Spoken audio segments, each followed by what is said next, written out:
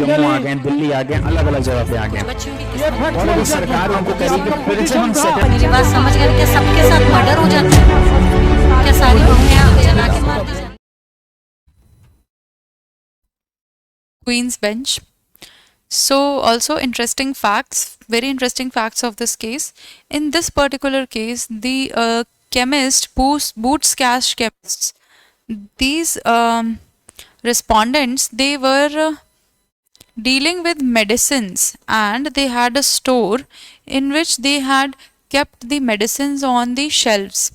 The medicines were kept on the shelves in the store, so a person would automatically come in the store. They would look at the medicines on the shelves that are placed. They would pick the required medicines from the shelves, and then they would go to the counter.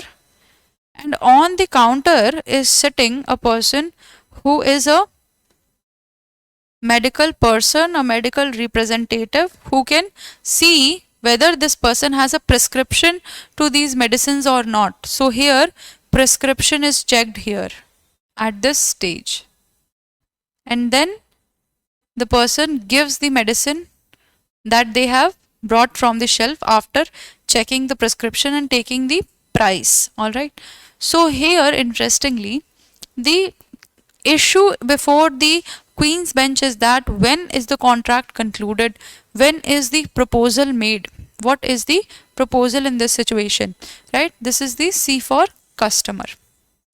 So here the pharmaceutical society objects to the selling of medicines like this. They are saying that as soon as the customer picks up a medicine from the shelf and brings it to the cash counter, that means that they have made a proposal. You are putting these medicines which could be scheduled drugs, and you must sell these drugs only with prescription, but you are putting it in the common access of people. So they are coming, they will pick it up and they will bring to the counter. As soon as they are bringing it to the counter, they have made the proposal, and now you have to accept this particular proposal because the price they are agreed to pay, and you are giving it in an illegal manner. This is what is claimed. However, Boots Cash chemists, that is the respondent, they claim that as soon as the customer picks up the medicine from the shelf, that is not a proposal. That is only an invitation to offer. That is only an invitation to offer. That if you have a prescription to this particular medicine and you are having the cash, you have these two requirements, then you can come to the cash counter. When you come to the cash counter with the prescription and cash, that is the invitation to offer by the customer. Now the ball is in the court of the seller.